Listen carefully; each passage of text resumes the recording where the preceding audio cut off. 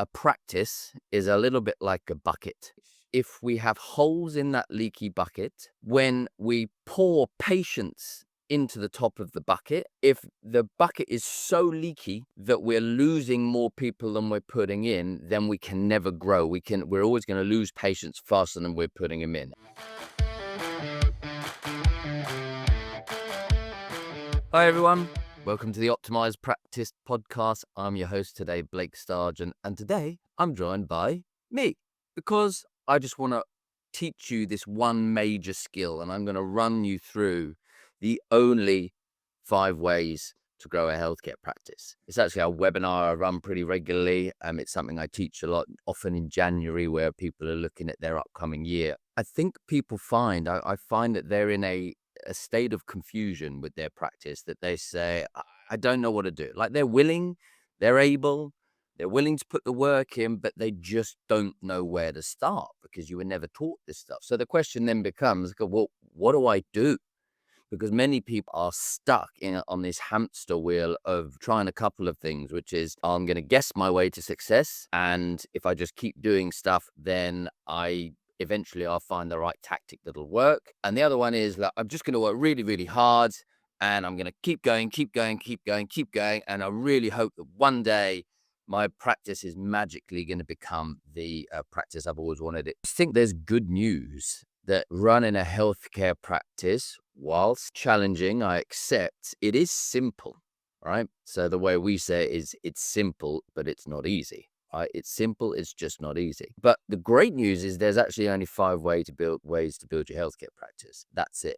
So the skill I want you to walk away from today is I want you to be able to put on your Sherlock Holmes monocle, deerstalker hat, whoever your favorite detective is. I want you to build this skill which enables you to work out, okay, what do I need to do in my practice right now? What is the thing right now that when I put the focus towards that, that's actually going to make a fundamental shift to my business and therefore the lives of my patients, the lives of my team and my family as well. Good news, there's only 5 ways to grow your healthcare practice. So the skill today is for you to identify for you, what is the thing that you need to put into place right now? What is the one of the 5 ways that you need to put your focus on to growing your healthcare practice? And I want you to imagine as we go through this, that you're giving advice. You've got a friend who has a healthcare practice, because sometimes it's easier to do this when, you're doing it on behalf of someone else. You should, after learning this skill, like I've been doing this for 12 years now, right, where I get to look at other people's practices and, I now find it easy to go, hey, look, here's all the things you're doing well. But hey, look, if we focus here and here and here, these are the things that are actually going to make the difference. So imagine you're looking into a friend's practice and they come to you and go, hey, I'm working really hard. I don't know, just nothing, I keep repeating the same years over and over again. Like I feel like I'm doing good stuff, but ultimately at the end of the month, there's not enough money and my stress levels are high and I'm often doing admin late into the night. So I just don't know where to put my time and energy and focus. So we're going to decode that. So here we go. And I'm going to do these in a very specific order. So you've got a healthcare practice. Maybe you're a sole practitioner. Maybe you've got a 5-room practice. I don't know, maybe you've got 30 team members like we do. Really doesn't matter. All these basics apply. So the very, very first way you grow your practice is retention. I'll talk about this first because a practice is a little bit like a bucket.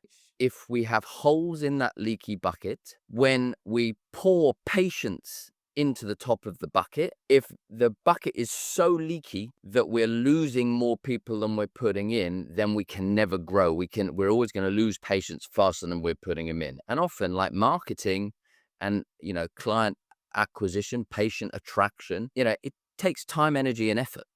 Right? So we put all this time, energy, and effort into getting new patients through the doors, and then we don't hold on to them. Now, obviously, needless to say, we only hold on to the ones that need to be held on to, right? But when I train practitioners, I tend to start with this question. I say, well, when the new patient comes in, what percentage of new patients can you fix in one visit? And normally they say, none. Largely speaking, I can't fix people in like one visit. More often than not, I need to see them multiple times. So my follow-up question says, okay, so on average, how many times do you think you would need to see a patient to give them a great treatment and to complete their treatment. And generally speaking, very generally, they say 4 or 5 times, right? Maybe more, maybe a little bit less, but on average, 4 or 5 times to really, because remember, when people come to you, they've probably been in pain for a while, right? They've put off coming to you, right? They've been hobbling around. So by the time they get to you, their conditions often can be chronic. So it takes a little bit of time to actually fix them. We're not magicians. So what that leaves us then with is this: an ideal new patient rebook rate of 100%, according to practitioners, right? And a rebook rate of like naturally 75 or 80%. If people are going to come back 4 or 5 times, well, then the rebook rates, we're going to hold on to like 4 out of 5 people. So our rebook rate's like naturally 80%. I actually really like the way Jono positions this. He positions this with practitioners. It's the smart way and a good way of training this. He says, okay, well, wouldn't the ideal metric for new patients be 100% and follow-up be 100%? Meaning, wouldn't it be ideal that of the patients who you as an expert prescribe and say, look, this is the course of treatment that you need. I need to see you back in a week or 2 weeks, or it might be. Wouldn't the ideal be that 100% of the people that you recommend and expertly believe need to come back for treatment, book it? So it's a nice little frame so that when we train this with team members, they don't think we're just about numbers for the business. It's like, no, numbers are just the outcome.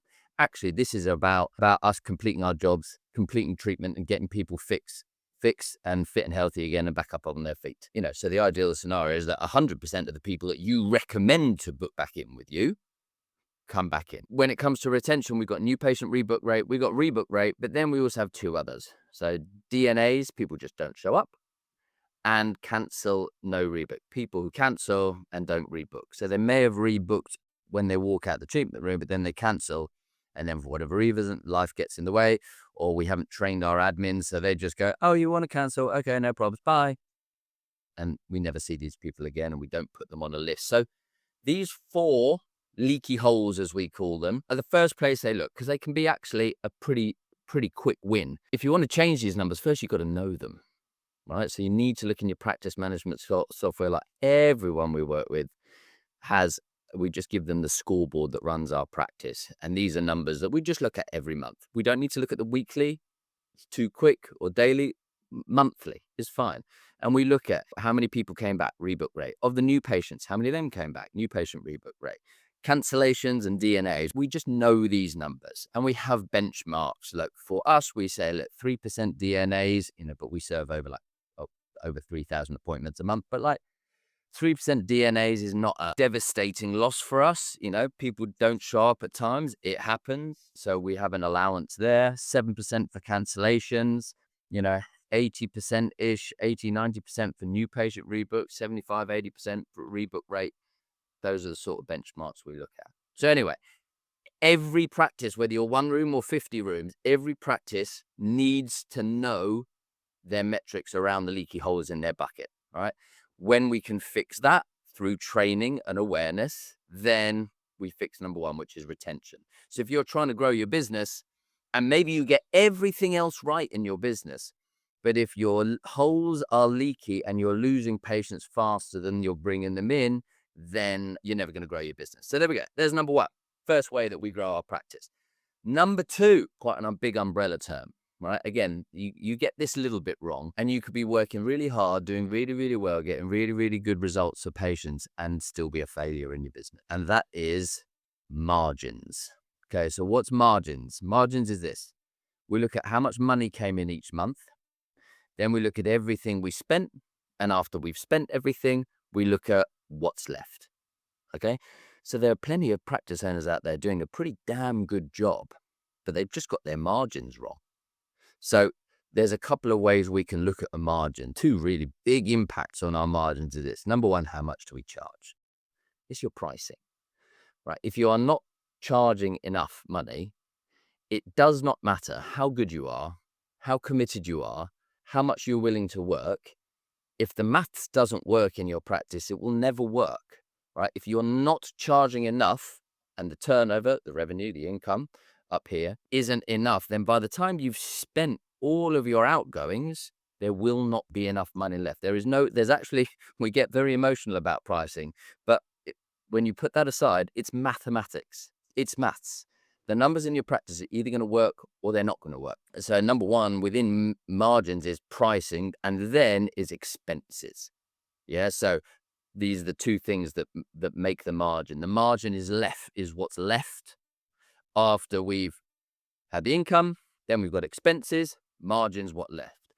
We look for, in a well-run, decently run practice, where people are well paid, where the owner takes a salary, 20% net profit margin is a well-run practice. So there are plenty of practices probably doing a good job, but because they're not charging enough and they're spending too much money, the maths doesn't work out in their practice. So margins is the second thing we look at, because again, we don't want to look at doing other things in the business if we're just fundamentally in a broken model. Also within pricing is length of appointments. Massive difference. When we look at pricing, we actually end up looking at what is that as an hourly rate. A practice that charges £60 for 30 minutes is very different to a practice that charges £60 for 45 minutes, for example. These aren't small details, right? This is the difference between a practice working financially and not working financially. There are also people who have a model whose margins just don't work. So for example, imagine, you've got plenty of patients, you've got a queue of patients, you're just not charging much, and you're doing long appointments, and your model is that you've got some associates that work for you and you give them 60% of everything they bill. I can tell you now, without even knowing the insides outs of your numbers, that practice isn't going to work, right? Because by the time you paid all of your expenses and your rent and the admin costs and everything else, and you paid yourself, you paid all your subscriptions, if 60% walks straight out of the door to go to associates, we're only left with 40%. Often in practices like these, I find that the owner of the practice ends up continuing to treat to basically fund the other side of the business. So what we end up is with a bit more of a charity than an actual business. All right. So second way to grow your practice, margins. All right. What is in margins? Your pricing and your expenses. Those are the two major things. You want a little exercise to make this work for you? I want you to look at your accounts, and I want you to look at every single expense and ask two questions. Number one, do I need this? Number two, can I get a better deal? Do I need this? Can I get a better deal? It's hard work getting money through the door, so let's hold on to it and let's not spend and waste money unnecessarily. Yeah, because in business, it's not what we make, it's what we keep. Turnover is for vanity, profit is for sanity. So getting clarity on, firstly, what are your margins? Again, this is why in our scoreboards, we just look at this every single month. Every single month, how much money came in, and then what was the profit, which means after we've had all our expenses, what's left. And then we look at cash flow every month, which is just what's the change in the bank balance from the start to the end of the month. So there we go. First thing was retention. Number two is margin. Number three is marketing. Marketing might not be the right fix for you. If your business is full, if you have a waiting list and you're stressed because, there was a DNA today and somebody didn't show up, but I've got a waiting list of people, you are in the best possible position you could possibly be. Why do I say that? And it means probably there's something wrong with your model. There's something wrong with your margins. If you're full, think of it, right? Day one, you open a business, what do you dream of? I just dream for a queue of patients who want to use me. Well, if you can achieve that and then your business is still not working, then there's something wrong with your margins. There's something wrong with your business model, because the only true problem in a practice, the only true problem in a business, the only real problem is lack of patience. Think about that for a moment, okay? If I could click my fingers and give you a queue of patients who have money in their pocket, yeah, that can actually afford you to pay you at the right price, not at a cheap discounted charity price. If I could click my fingers and give you that queue of potential patients, then every other problem you have in your business is a nice problem to have. Right? If you've got a queue of patients and you're totally full and you're still not making money, there's something wrong with your margins. Don't think, I just need to fit more patients. That's not in. You're in a model that is broken. So that's why we look at the model, the margins first, all right? Because we want to fix that, because running a business is a journey and our business model is like the vehicle that we choose to be in it. Well, many people are in a model and they're driving this model that simply cannot get them to where they want to go. So their goal is to get to the moon, and they go, and you look at them and they're basically on a tricycle. The tricycle is the wrong model, the wrong vehicle to try and get you to the moon. So if you want to have a business that's profitable, stable, and can work without your daily input, you have to have a model that actually enables that. Yeah. 5 Ps that make up a practice model: the property, the people, the products, the pricing, and the patients. I'll do another video on that at some other stage. But okay, so if, again, this is a skill and this is going to change over time for you at different times, each of these 5 options are going to be the right thing for you. But if you've got marketing, but if you have a queue of patients, marketing isn't the thing, is it? The amount of practice owners that initially gut reaction, knee-jerk reaction, they say, I need help marketing, but they've got a waiting list for 2 weeks. You don't need that then, do you? What do you really need? Often it comes back to margins, going, hey, if we're running a model that we've got all the patients that we want and we still can't make any money, then we're doing something wrong. We're either charging too little or we're spending too much. And, within the model part of that, the associates, if you're paying 60% more or whatever straight out, then maybe that's something you need to address. However, if you've got good pricing, you've got a team in place, you've got spare rooms or what have you, and you're going, hey, I think we're doing everything well. We're retaining the clients we have. It's just we don't have enough people coming into the top of our bucket, then marketing is the thing you need to do. And again, like every business should have a good marketing plan, because lack of patience is the only real problem in a practice. There are other problems which may delay us, like, I can't find somebody to hire, right? Or I can't find a property to move to, or whatever it might be. But those are ultimately fixable, okay?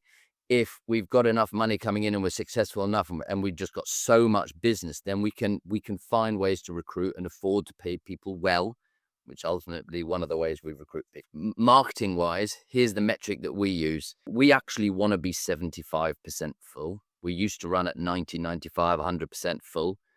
2 bad things happen. Number 1, the team burns out. And number 2, you can't do your job because new patients who are in pain call and going, can you help me? Have you got a space for me? And you gleefully announce, I'm sorry, but we've got a 2-week waiting list. That's no good for the patient. It's no good for your reputation. So we work at 75% utilization. Is actually how busy are we? And when we start getting busy, full, or when we're at 75, 80% utilized, we use the number 4 thing on the list, which is we hire. Yeah. If you're busy and your maths works and you've done the checklist of these first pieces and we've got patients available, then the only next step is, we need somebody else to come in and help treat these patients. So we need to hire.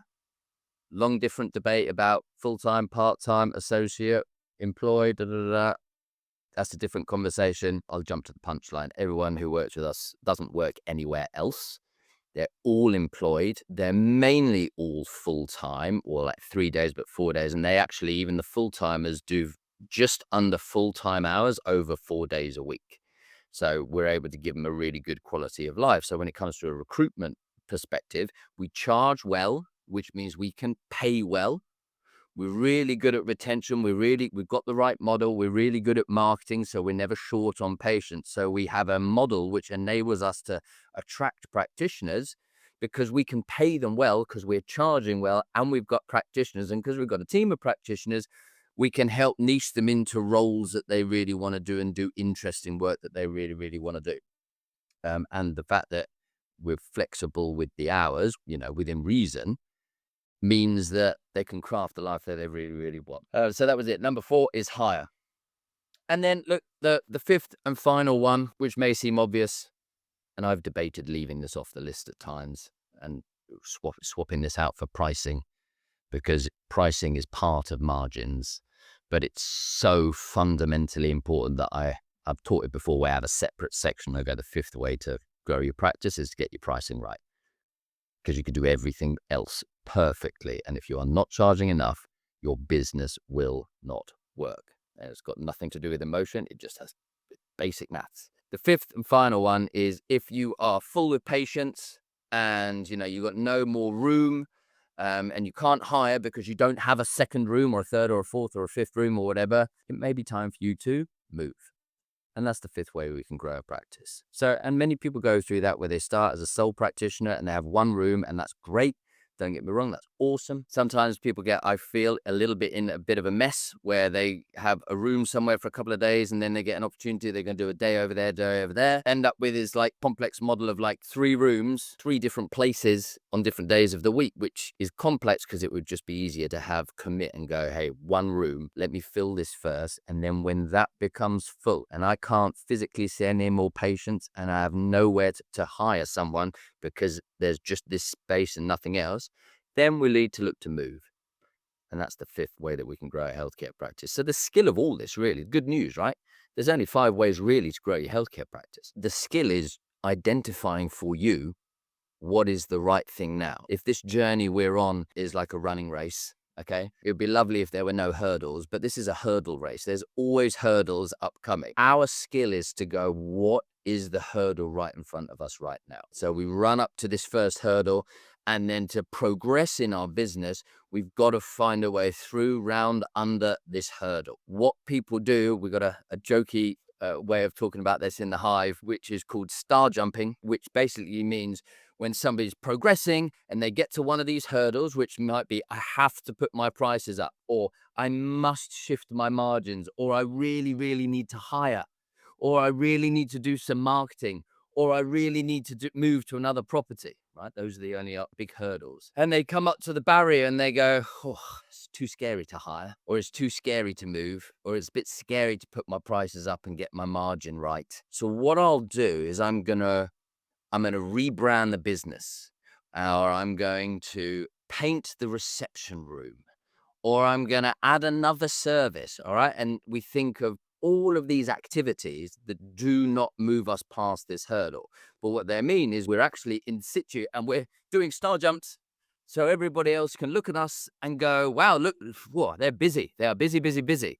Yeah, busy, but not progressing. So being able to identify these hurdles is a big skill, an essential skill within building your own healthcare practice, to know what is the hurdle holding me back right now. Is it retention? Is it margins? Is it marketing? Is it that I need to hire, or is it that I need to move? And when you can build that skill of working out which of the 5 it is, then you'll always be able to focus on the most important thing in your practice. So there we go. Keep it simple. My favorite quote of all time is from Leonardo da Vinci. And he says, simplicity is the ultimate sophistication. Hopefully I've made that as simple as possible. Einstein said everything should be made as simple as possible, but not simpler. So after working with practice owners for 12 years now, I think we've built it down to those 5 simple things that can really build your healthcare practice. So that's all for this week. I hope you enjoyed this content. Please subscribe to our podcast so you never miss an episode. And don't forget to follow us on social media platforms. And if you want help building a profitable, stable, and highly respected local practice, then we'll happily show you how to do that by showing you exactly how we did it. So I'll see you in the next episode.